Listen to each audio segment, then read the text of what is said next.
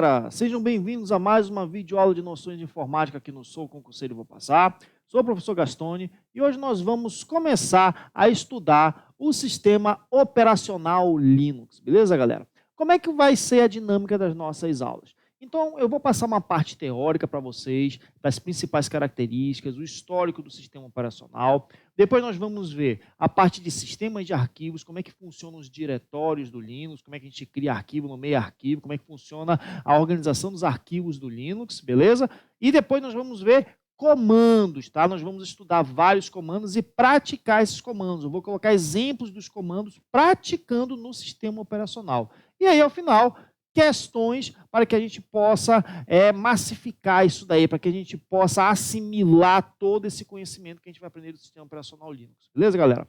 O Linux não é difícil, pessoal, é tudo questão de prática. Eu garanto para vocês, quando as bancas colocam o Linux na prova, basicamente o que vem é a parte da estrutura de arquivos do sistema operacional, quais são os principais diretórios, para que eles servem, e comandos. Então, se você estiver mantendo uma prática de estar treinando, principalmente as questões que falam dos diretórios e dos comandos, eu te garanto que você vai fazer uma boa prova, beleza? O Linux não é difícil, fica tranquilo, confia em mim, beleza, galera? Vamos começar aqui a nossa aula. Vamos lá.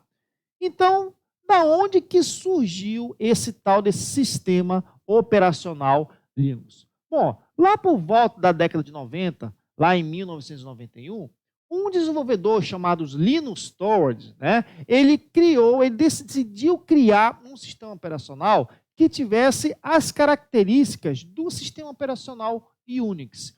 Que diabo de sistema operacional Unix é esse? Na época, o Unix era um sistema operacional extremamente robusto, seguro e que era muito utilizado em computadores de grande porte, que nós chamamos de servidores. Só que na época, não era qualquer um que conseguia ter acesso a um servidor que tinha um sistema operacional Unix instalado. Era difícil, né? Nem todos tinham dinheiro para comprar um servidor para poder instalar o Unix, né? Então, olha só, para resolver esse problema, o Linus resolveu desenvolver um sistema operacional que tivesse as características do sistema operacional Unix. E aí, esse sistema operacional que ele estava criando, que na verdade ele criou, ele ia conseguir rodar em computadores de pequeno porte, notebooks, computadores de desktop, que na época existiam, né? Então, essa era a ideia de criar o sistema operacional Linux, fazer com que ele tivesse características do sistema operacional Unix, que era um sistema operacional muito bom na época, só que rodando em computadores de pequeno porte. Então, qual era a ideia, então? Ele começou a criar esse sistema operacional e convidou diversos outros desenvolvedores da época para ajudá-lo a criar esse sistema operacional, né? Então, o que ele fez? Ele começou a criar do zero esse sistema operacional, ele pegou esse código-fonte do sistema operacional que ele estava criando, no caso o Linux, né? Ele pegou esse código-fonte e começou, a enviar esse código para outros desenvolvedores, para que outros desenvolvedores pudessem modificar, entender como é que aquele código funcionava e fazer melhorias nesse sistema operacional. Então, vários desenvolvedores se uniram junto ao Linux, e daí surgiu o sistema operacional Linux, tá? E essa é uma das características que vem sendo cobrada em prova, Que o Linux, ele é um sistema operacional Unix-like, ou seja, ele não é igual ao Unix, ele é parecido ao Unix, ele tem características semelhantes ao sistema operacional Unix, beleza? Então, vários desenvolvedores se uniram ao Linux, compartilhar aquele código-fonte. O que é o código-fonte? É como se fosse uma receita de bolo. Para um bolo surgir, uma receita deve ser seguida para que exista aquele bolo. É a mesma coisa em qualquer software. E um sistema operacional, no caso do Linux, ele é um software que possui código-fonte. Beleza? Ficou claro? Então, esse é um breve histórico de como surgiu o sistema operacional Linux, tá? E por que o sistema operacional Linux ele é tão famoso, ele é tão robusto, ele é tão seguro? Porque não é somente uma pessoa, somente uma empresa que está mantendo esse sistema operacional. Existe o que nós chamamos da comunidade Linux, né? Que são vários desenvolvedores, várias pessoas que estão ali ajudando a manter, a evoluir o sistema operacional, o núcleo do sistema operacional, o código-fonte do sistema operacional, né? Então, esses desenvolvedores, todos unidos aí em diversas partes do mundo, eles criam novos aplicativos, criam drivers para os dispositivos, melhoram vários programas, várias características do sistema operacional Linux, tá? E esses usuários, né, esses desenvolvedores, né, eles fazem essas mudanças, testam essas mudanças nas suas máquinas e enviam essas mudanças para a comunidade para verificar se essas alterações, se essas melhorias vão ou não fazer parte do sistema operacional Linux que será enviado para os demais usuários, para os outros desenvolvedores, para as outras pessoas que utilizam esse sistema operacional. Então, basicamente, imagina só, eu tenho um sistema operacional Linux instalado aqui no meu computador, certo? Então, eu quero mudar uma característica desse sistema operacional. Por que eu consigo fazer isso? Porque uma das características principais do sistema operacional Linux é o acesso ao código-fonte. Ele é um software livre, eu consigo acessar o seu código-fonte e posso fazer alterações, posso fazer melhorias.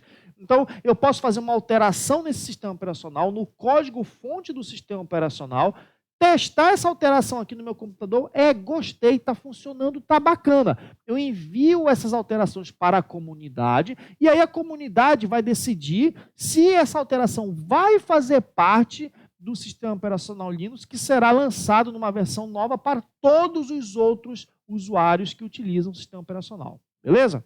Então, olha só, a comunidade, né, eles não somente criam coisas novas, eles têm que manter, eles devem fazer com que o sistema operacional, com que o núcleo, o seu kernel, esteja sempre funcional, sempre funcionando de forma adequada, sem problemas. E o que é esse tal deste kernel, que a gente tanto fala, que de vez em quando aparece em questões de concurso? Vamos lá. O que é um kernel? Kernel, quando você encontrar essa palavra, tanto para sistema operacional Windows ou Linux, não interessa. O kernel é o núcleo do sistema operacional.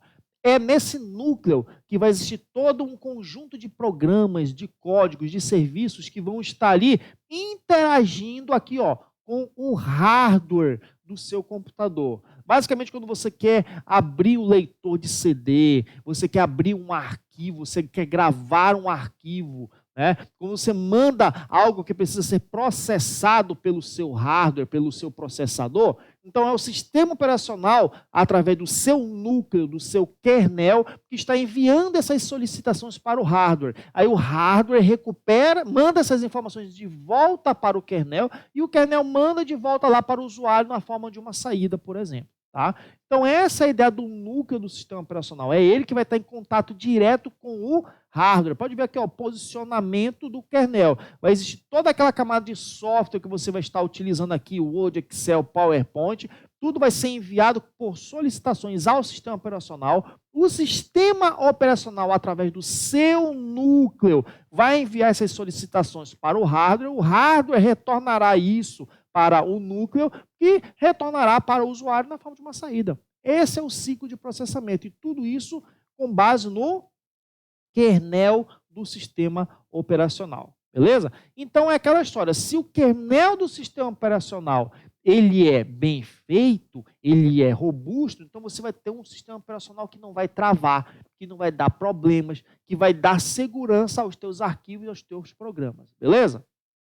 E olha só, o kernel do Linux, ele é revisado por diversas pessoas, diversas pessoas que fazem parte da comunidade Linux, beleza? Então tem muita gente ali revisando, procurando probleminhas que estão sendo resolvidos e vão ser lançados nas próximas versões do sistema operacional, beleza? Então tem bastante gente para manter o Linux, para fazer com que ele seja robusto, confiável, seguro, beleza?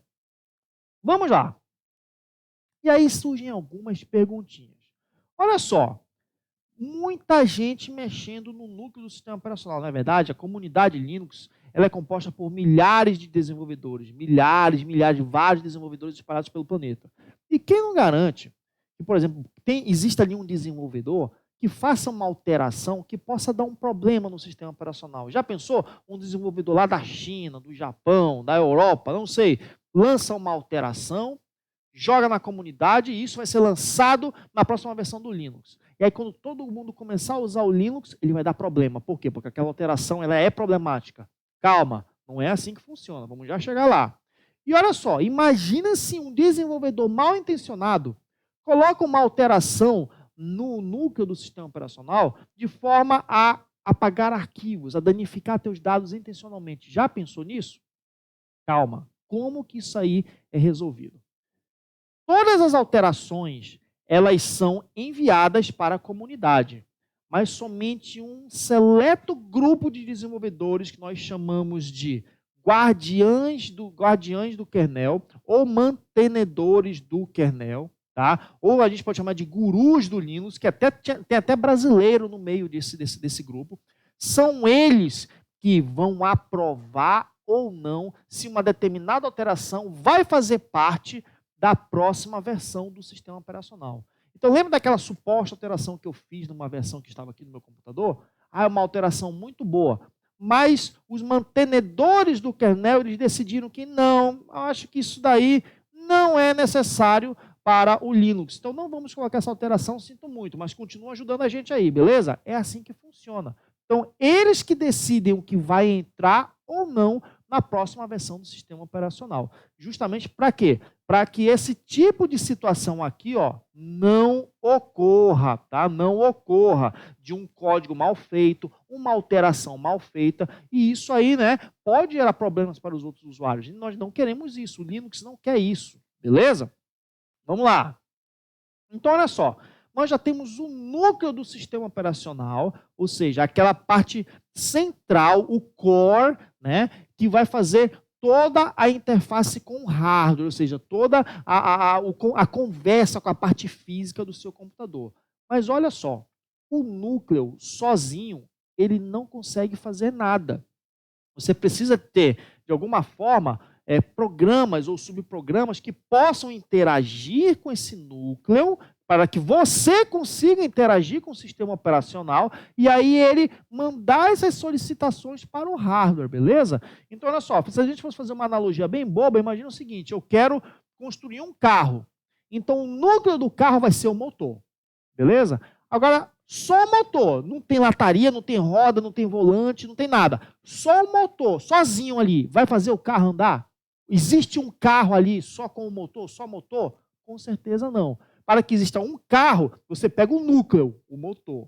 E aí você vai adicionando outras coisas para que esse motor, para que esse carro ele exista, ele seja utilizável. Você vai colocar a lataria, vai colocar as rodas, vai colocar o volante, vai colocar lá o câmbio, enfim. Você vai colocar outras coisas para que exista o carro. É a mesma coisa com o Linux. Você tem um núcleo, que é o motor. Aí você precisa, para poder utilizar o sistema operacional, de outras coisas adicionais, que são justamente as interfaces gráficas do usuário, os programas utilitários para manter o sistema operacional, os programas aplicativos para que os usuários consigam utilizar, por exemplo, editores de textos, editores de apresentações, planilhas, beleza? Então, tudo isso vai sendo acoplado ao sistema operacional e aí sim ele começa a ser utilizado, beleza? Ele pode ser utilizado, tá bom? E aí, olha só. Algumas empresas pegam esse núcleo do sistema operacional, que é único para o Linux. O Linux, na verdade, a gente dá o nome Linux ao núcleo dele, beleza? Então, esse núcleo ele é único para todas as versões do Linux, tá? Para todas as versões, tá? Então, olha só. Esse núcleo é único. Agora, imagina o seguinte, vamos fazer uma outra analogia. Eu tenho um motor 2.0. E nesse mesmo motor, eu posso colocar, por exemplo, a carroceria de um Fusca. Vai ser um Fusca com motor 2.0. Ah, mas eu não quero a lataria de um Fusca, eu quero a lataria de um Chevette. Ou só carrão top, hein? De um Chevette. Então, você vai ter um Chevette com motor 2.0. Não, agora eu quero a lataria de um Corcel com motor 2.0. A lataria de uma Pampa com motor 2.0. Você percebeu que o núcleo é o mesmo, mas só a casca, só os acessórios que estão ao redor do núcleo que estão sendo mudados. Então, isso no Linux acontece a mesma coisa. O núcleo ele é único, mas o que vem por fora, os acoplamentos, as interfaces gráficas, podem ser diferentes. Cada fabricante, ou então um desenvolvedor ou um programador, pode criar os seus adereços, vamos dizer assim, e colocar ao redor desse núcleo para existir um sistema operacional utilizável. E essas modificações diferentes para o mesmo núcleo que nós temos do sistema operacional Linux, nós chamamos de distribuições, beleza? Então, o núcleo ele é único, mas por fora você pode colocar outras coisas para fazer com que o sistema operacional ele tenha características diferentes. Então, essas características diferentes que são criadas por empresas, por desenvolvedores, nós chamamos de distribuições, beleza? Então, basicamente, o que é uma distribuição? É quando uma pessoa ou uma instituição pega o kernel do Linux, ou seja, pega o seu núcleo e une a ele outros programas, outros produtos, de forma a torná-lo diferente. É a ideia daquele carro que eu te falei, um carro com um núcleo único, um motor 2.0, mas latarias diferentes, beleza? Vamos lá.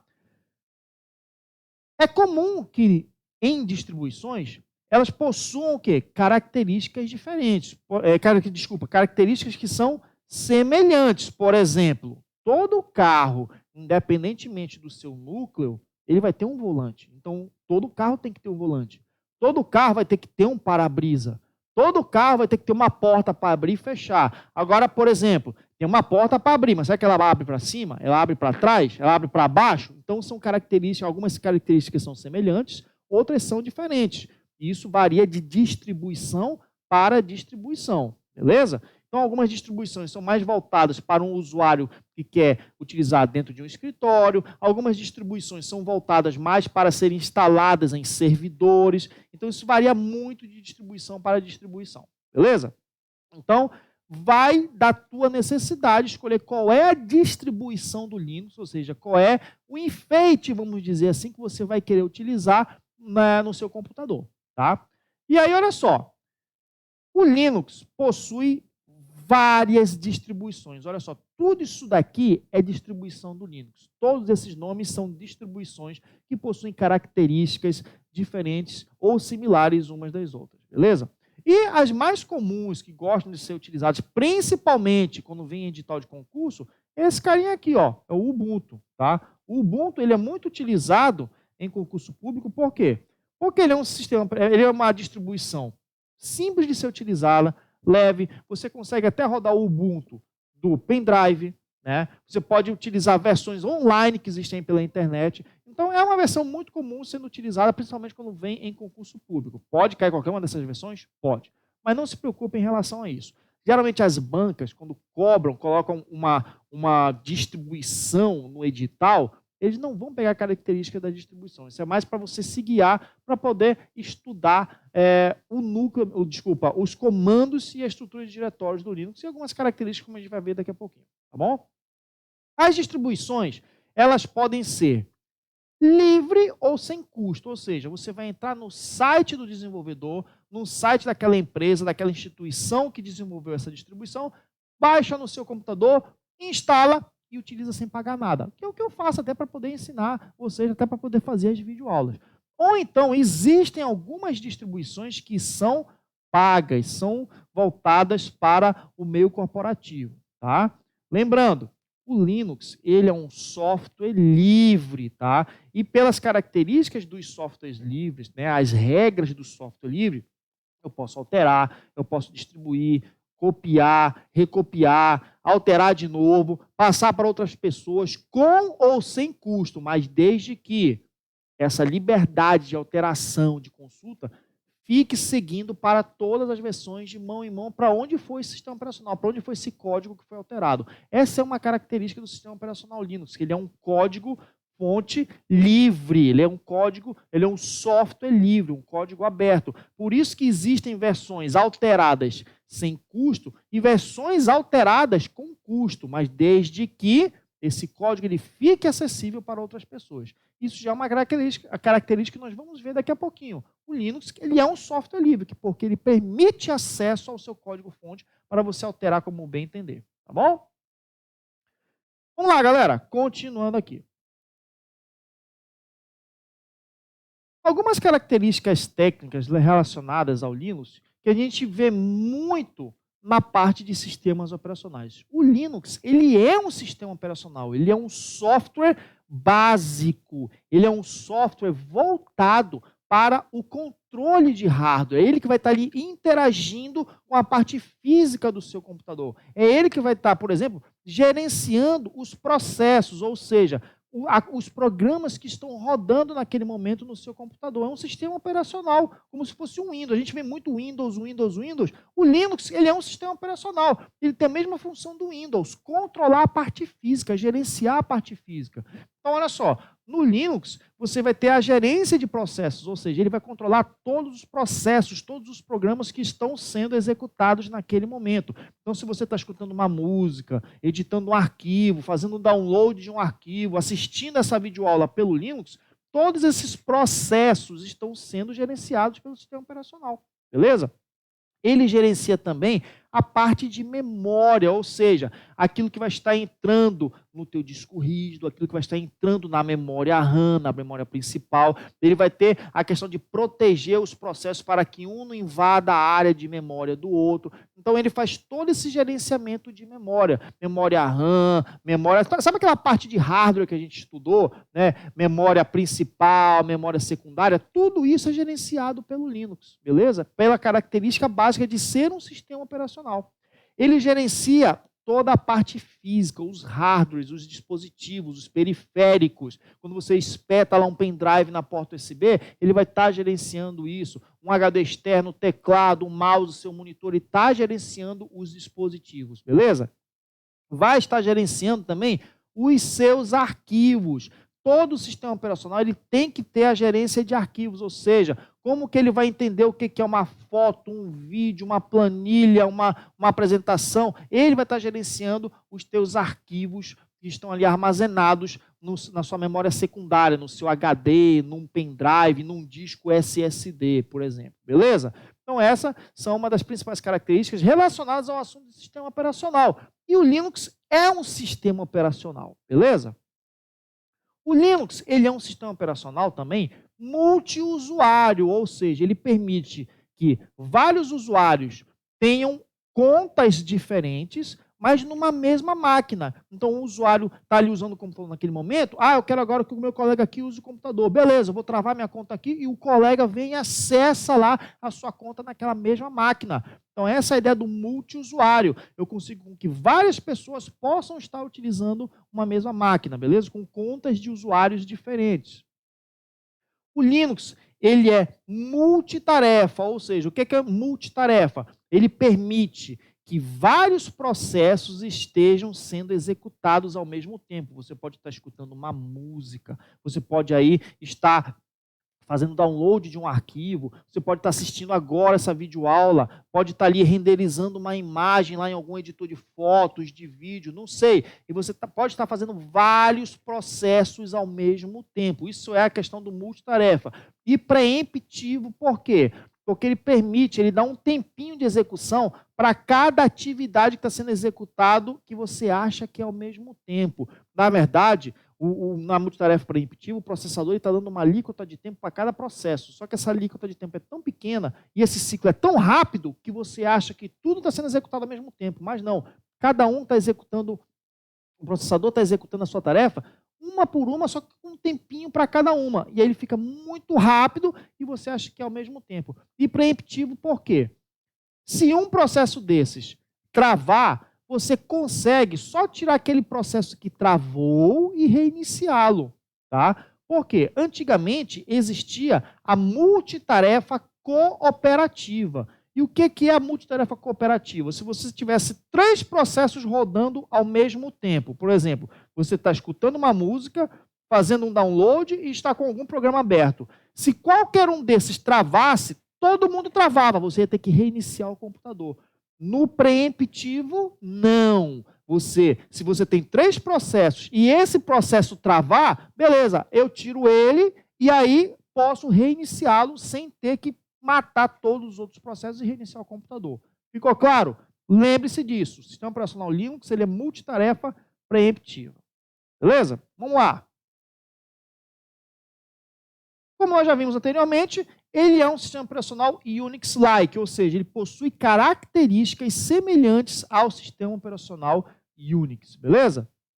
Ele é um open source, ele é código aberto, ele é um software livre, ou seja, ele segue todas as liberdades, ele te dá toda a liberdade para você alterar, distribuir, copiar, fazer o que quiser com ou sem custo, desde que você mantenha toda essa liberdade para as próximas pessoas. Você não pode simplesmente pegar o código do Linux, fazer uma alteração, vender e não distribuir, e não deixar aberto o código para que outras pessoas possam consultar essa sua alteração. Isso não pode, beleza? Isso não segue as regras do software livre, tá bom? Então você pode fazer o que quiser com o código, adaptá-lo, fazer tudo que você quiser de acordo com a sua necessidade. O Linux, ele segue esse padrão de licença, que é justamente a licença GPL, a famosa GPL, GNU-GPL, que é a General Public License, que é justamente a licença que permite você fazer as alterações no código-fonte, seguindo essa ideia aqui, ó, do software livre. Olha só o que ele fala aqui. Você pode, olha só, ele permite a distribuição, até a venda das versões, até mesmo modificadas do Linux, mas requer que todas as cópias sejam lançadas na mesma licença, acompanhadas de acesso ao código-fonte. Ou seja, eu não posso travar o código-fonte comigo e vender e não deixar os outros acessarem. Isso não pode. Beleza? Ele tem uma licença que nós chamamos de copyleft. Você já deve ter ouvido falar de um termo chamado copyright, ou seja, todos os direitos reservados. A pessoa, a empresa que criou um software, ela mantém todos os direitos, ela define regras de utilização. Isso é o copyright, tá? Por exemplo, Windows. Windows tu tem que comprar licença, tu não tem acesso ao código-fonte, tudo deve ter seguido através de uma regrinha, né? E quem define essa regra? A Microsoft, por exemplo. Já o Linux não. O Linux ele preza a liberdade de você poder fazer o que quiser. Então aí que entra a ideia desse copyleft, ou seja, tu pode fazer o que tu quer, tu tem liberdade para fazer o que você quiser. Beleza? Vamos lá. As distribuições sem custos, o que o Linux ganha com isso, sem pagar nada? Fama, publicidade. Você consegue utilizar um sistema operacional na sua empresa sem pagar um tostão. E aí, se você quiser uma versão mais voltada ao ambiente empresarial, você pode pagar por isso se quiser. Se não, entra lá no site de qualquer de uma daquelas distribuições que a gente viu, baixa para o seu computador, usa na tua empresa sem pagar nada. Olha a vantagem disso. Por isso que é tão interessante essa ideia do código livre, do software livre. Você tem a oportunidade de utilizar as coisas sem custos. E se você quiser algo melhor, você pode procurar alguém que fez uma versão melhorada, paga, sem problema nenhum. Você tem essa liberdade, você não fica preso a uma licença que você tem que pagar, só você pode utilizar. Aquele monte de frescura que vocês já devem conhecer do outro sistema operacional. Beleza? Vamos lá. Mais algumas características, né? Como nós já vimos, o Linux, ele é um sistema multiusuário, tá? Ele é um sistema multitarefa preemptiva. Lembre-se disso, tá? Multitarefa preemptiva. Ele vai te dar suporte a nomes extensos de arquivos. Então, o nome do arquivo, olha esse exemplo aqui. O nome do arquivo, ele pode ter até 255 caracteres. Imagina se você vai criar um nome com 255 caracteres, é um absurdo. Mas ele suporta isso. E o caminho, ou seja, o diretório onde esse arquivo vai estar armazenado, por exemplo, esse diretório aqui, ele pode ter até 4.096 caracteres. É um absurdo também. Mas sempre tem doido para tudo, né? Então, ele suporta essa quantidade de caracteres. Uma característica muito interessante que nós vamos ver mais tarde, né, na parte de manipulação de arquivos, tá? O Linux, ele é case sensitive, ou seja, ele diferencia arquivos que tenham letras maiúsculas e minúsculas. Por exemplo, olha aqui, ó, esse arquivo casa minúsculo é um arquivo completamente diferente deste arquivo casa aqui, ó, que está em maiúsculo, beleza, galera? Então, essa é uma característica muito importante e é cobrada em prova. Cuidado, porque no Windows, ele não tem essa diferenciação. Casa maiúsculo, casa minúsculo, é tudo igual. Para o Linux, ele é case sensitive, ou seja, ele diferencia o maiúsculo do minúsculo. Beleza, galera? Volta aqui comigo, pessoal. Então, olha só. Nesse primeiro bloco de aula, nós vimos várias características do sistema operacional Linux. Então, nós vamos fazer uma pequena pausa aqui para que você possa anotar essas características, montar seus mapinhas mentais, seus resumos, e daqui a pouco a gente volta para o segundo bloco de aula com mais características do sistema operacional Linux. Beleza, galera? Continua aqui comigo. Tchau, tchau.